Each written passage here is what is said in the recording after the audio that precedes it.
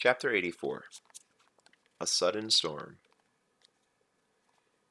In the end, I found Denna, as I always do, through pure accident. I was walking hurriedly along, my mind full of other things, when I turned a corner and had to pull up short to keep from running headlong into her. We both stood there for half a second, startled and speechless. Despite the fact that I'd been searching out her face in every shadow and carriage window for days, the sight of her stunned me. I'd remembered the shape of her eyes, but not the weight of them, their darkness, but not their depth. Her closeness pressed the breath out of my chest, as if I'd suddenly been thrust deep underwater. I'd spent long hours thinking about how this meeting might go. I had played the scene 1,000 times in my head. I feared she would be distant, aloof, that she would spurn me for leaving her alone in the woods, that she would be silent and sullenly hurt. I worried that she might cry, or curse me, or simply turn and leave. Denna gave me a delighted smile. Quoth! She caught up my hand and pressed it between her own. I've missed you. Where have you been? I felt myself go weak with relief. Oh, here and there. I made a nonchalant gesture. Around. You left me dry in the dock the other day, she said with a mock serious glare. I waited, but the tide never came. I was about to explain things to her when Denna gestured to a man standing beside her. Forgive my rudeness, quoth. This is Lantaran. I hadn't even noticed him. Lantaran, quoth. Lantaran was tall and lean, well-muscled, well-dressed, and well-bred. He had a jawline with a mason would have been proud of, and straight white teeth. He looked like Prince Gallant out of a storybook. He reeked of money. He smiled at me, his manner easy, friendly. Nice to meet you, quoth, he said with a graceful half-bow. I returned the bow on pure reflex, smiling my most charming smile. At your service, Lantaran. I turned back to Denna. We should have lunch one of these days, I said blithely, arcing one eyebrow ever so slightly, asking, Is this Master Ash? I have some interesting stories for you. Absolutely. She shook her head slightly, telling me, No. You left before you could finish your last one. I was so terribly disappointed that I missed the end. Distraught, in fact. Oh, it's just the same thing you've heard before 100 times, I said. Prince Gallant kills the dragon, but loses the treasure and the girl. Ah, a tragedy. Denna looked down.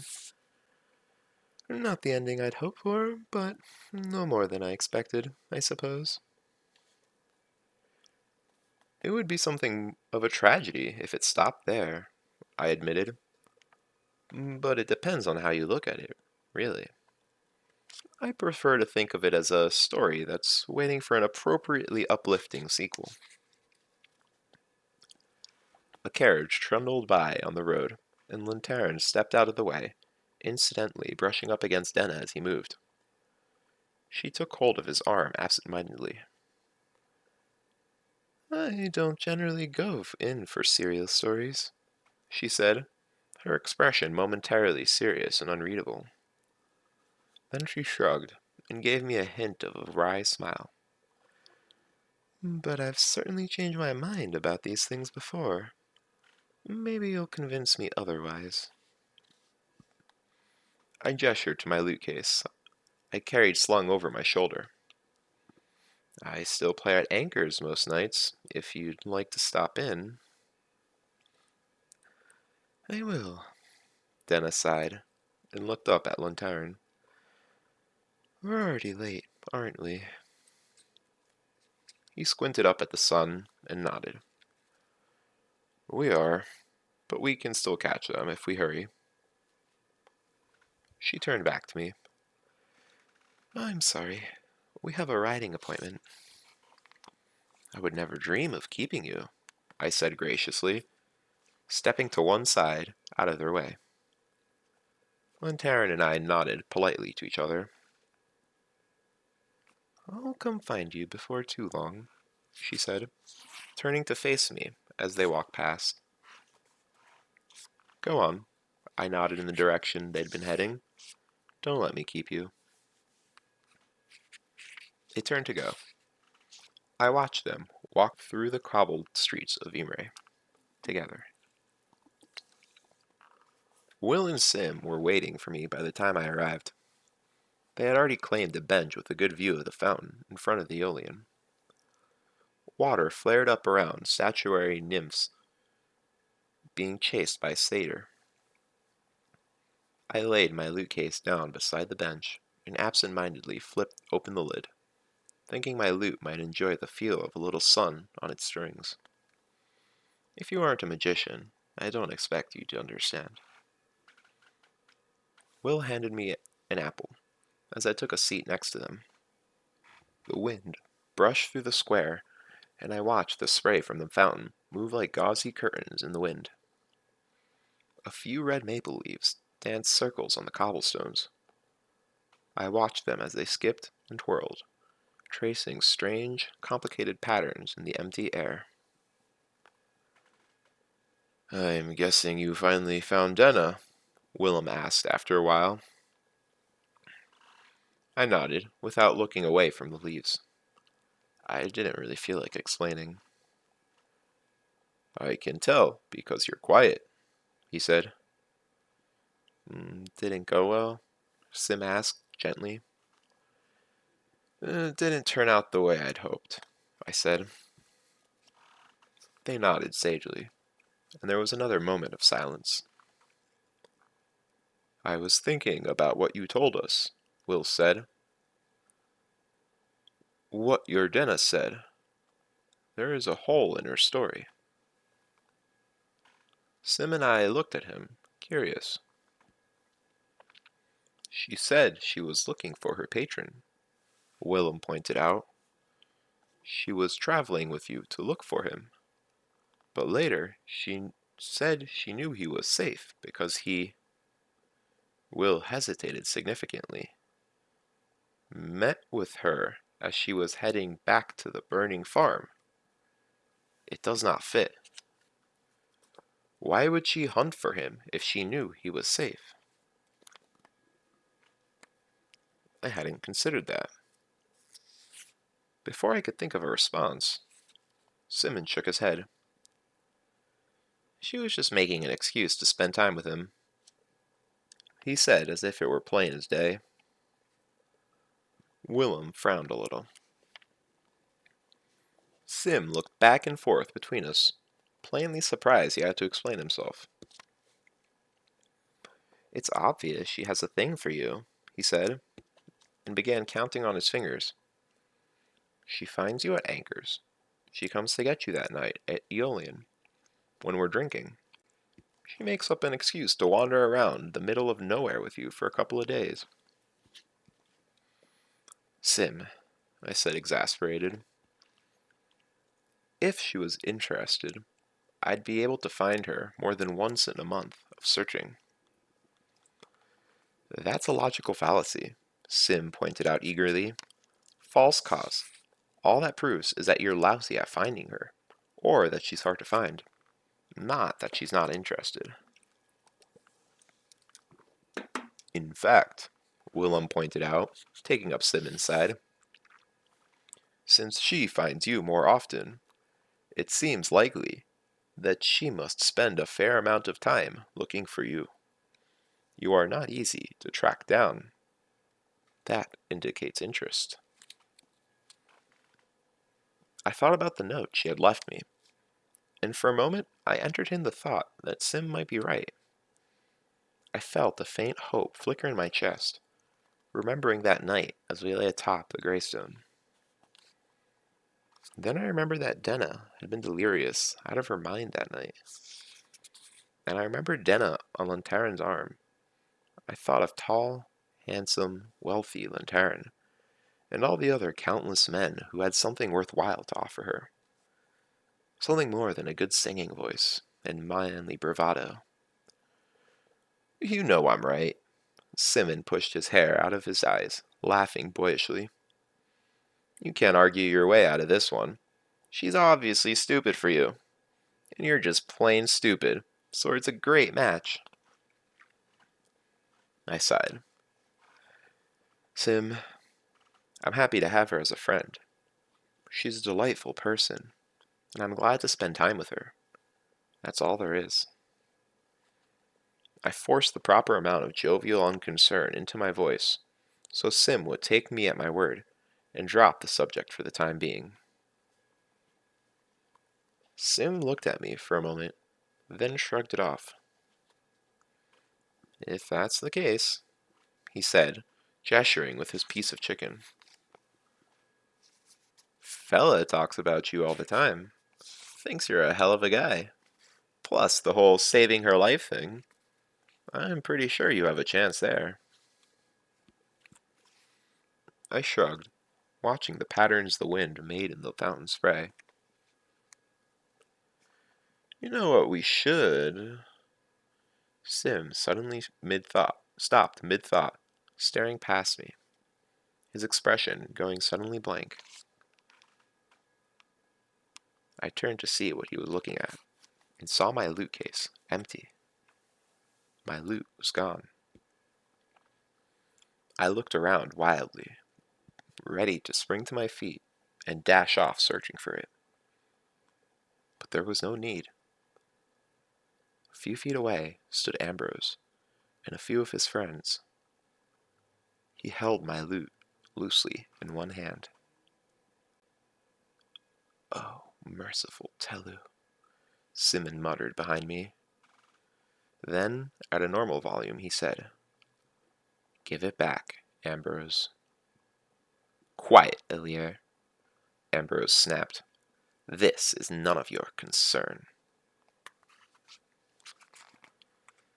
I got to my feet, keeping my eyes on him, on my loot. I had come to think of Ambrose as taller than me, but when I stood, I saw that we were eye level with each other. Ambrose seemed a bit surprised as well. Give it to me, I said, and stretched out my hand. I was surprised to see that it wasn't shaking. I was shaking inside, half fear, half fury. Two parts of me tried to speak at the same time. The first part cried, Please don't do anything to it. Not again. Don't break it. Please give it back. Don't hold it by the neck like that. The other half of me was chanting, I hate you, I hate you, I hate you, like spitting out mouthfuls of blood. I took a step forward. Give it to me. My voice sounded odd to my own ears, emotionless and flat. Flat as my outstretched palm. I'd stopped shaking inside. He paused for a moment, caught unaware by something in my tone. I could sense his unease. I wasn't acting the way he had expected. Behind me, I could hear Willem and Simon hold their breath. Behind Ambrose, his friends paused, suddenly unsure. Ambrose smiled and cocked an eyebrow. But I've written a song for you, and it needs to be accompanied. He gripped the lute roughly and dragged his fingers across the strings with no thought for rhythm or tune. People stopped to watch as he sang.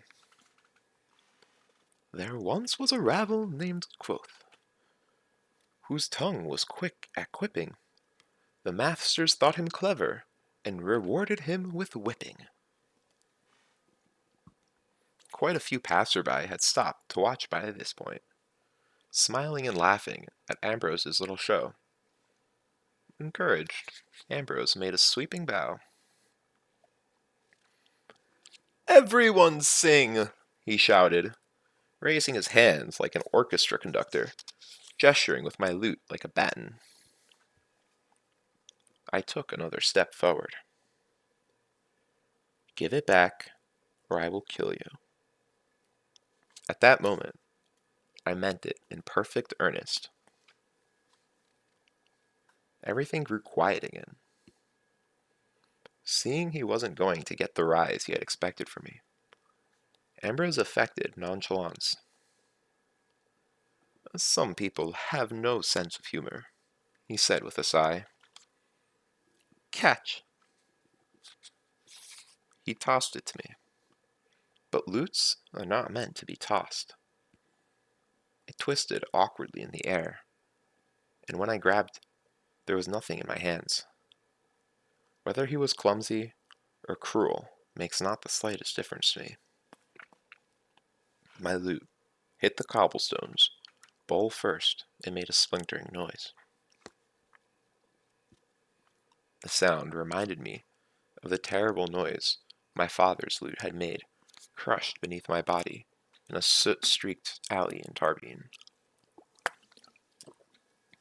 I bent to pick it up, and it made a noise like a wounded animal. Ambrose half turned to look back at me, and I saw flickers of amusement play across his face. I opened my mouth to howl, to cry, to curse him. But something other tore from my throat, a word I did not know and could not remember. Then all I could hear was the sound of the wind. It roared into the courtyard like a sudden storm. A nearby carriage slid sideways across the cobblestones, its horses rearing up in panic. Sheet music was torn from someone's hands to streak around us like strange lightning. I was pushed forward a step. Everyone was pushed by the wind. Everyone but Ambrose, who pinwheeled to the ground as if struck by the hand of God. Then everything was still again. Papers fell, twisting like autumn leaves. People looked around, dazed, their hair tousled and clothes in disarray. Several people staggered as they braced against a storm that was no longer there. My throat hurt. My lute was broken. Ambrose staggered to his feet. He held his arm awkwardly at his side, and blood was running down from his scalp. The look of wild, confused fear he gave me was a brief, sweet pleasure. I considered shouting at him again, wondering what would happen. Would the wind come again? Would the ground swallow him up? I heard a horse whinnying in panic. People began to pour from the Aeolian and the other buildings around the courtyard. Musicians looked around wildly, and everyone was talking at once. Was that? Notes are all over him. Help me before they get... Did it? Him over there with the red. Demon. A demon of wind and... I looked around in mute confusion until Willem and Simon hurried me away. We didn't know where to take him, Simon said to Kilvin. Say it all to me again, Kilvin said calmly. But this time, only one talks. He pointed at Willem. Try to put the words all in a tidy row. We were in Kilvin's office. The door was closed and the curtains drawn. Willem began to explain what had happened. As he gained speed, he switched to Siaru. Kilvin kept nodding along, his face thoughtful. Simon listened intently, occasionally interjecting a word or two. I sat on a stool nearby. My mind was a whirl of confusion and half-formed questions. My throat was sore. My body was weary and full of adrenaline. In the middle of it all, deep in the center of my chest, a piece of me burned in anger, like a forge coal fanned red and hot. All around me, there was a great numbness, as if I were sealed in wax 10 inches thick. There was no Kvothe, only the confusion, the anger, and the numbness wrapping them. I was like a sparrow in a storm, unable to find a safe branch to cling to, unable to control the tumbling motion of my flight. Willem was reaching the end of his explanation when Eladin entered the room without knocking or announcing himself. Willem fell silent. I spared the master namer half a glance, then looked back toward the shattered lute in my hands. As I turned it over in my hands, one of its sharp edges caught my finger. I blankly watched the blood well up and fall to the floor. Eladin came to stand directly in front of me, not bothering to speak to anyone else. Kvothe? He's not right, master, Simon said, his voice shrill with worry. He's gone all dumb. He won't say a thing. Well, I heard the words, knew they had meaning, even knew the meaning that belonged to them. I couldn't pull any sense from them. I think he struck his head, Willem said. He looks at you, but nothing is there. His eyes are like a dog's eyes. Kvothe, Eladin repeated. When I didn't respond or look up from my lute, he reached forward and gently tipped my chin up until I met his eye. Kvothe. I blinked. He looked at me. His dark eyes steadied me somewhat, slowed the storm inside me. Arlesthedi. Say it, he said. What? Simmons said, somewhere in the distant background. Wind? Arlesthedi. Eladin repeated patiently, his dark eyes intent upon my face. Arlesthedi, I said numbly.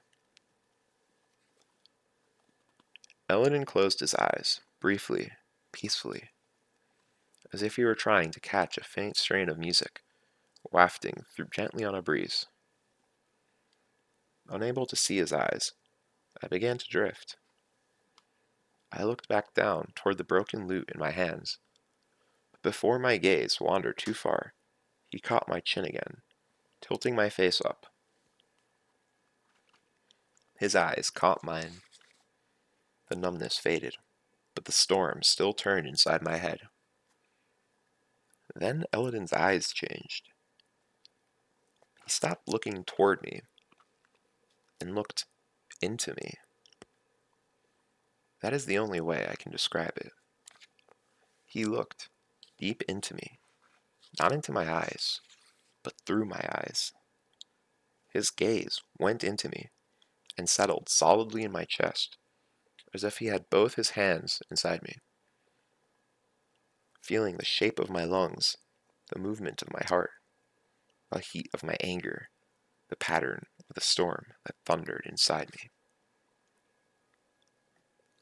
He leaned forward, and his lips brushed my ear. I felt his breath. He spoke, and the storm stilled. I found a place to land. There is a game all children try at some time or another. You fling out your arms and spin round and round, watching as the world blurs. First, you are disoriented, but if you continue to spin long enough, the world resolves itself, and you are no longer dizzy as you spin with the world blurring around you. Then you stop, and the world lurches into regular shape. The dizziness strikes you like a thunderclap. Everything lurches, moves. The world tilts around you. That is what happened when Eldon stilled the storm in my head. Suddenly, violently dizzy, I cried out and raised my hands to keep myself from falling sideways, falling upward, falling inward. I felt arms catch me as my feet tangled in the stool, and I began to topple to the floor. It was terrifying, but it faded. By the time I recovered, Eldon was gone.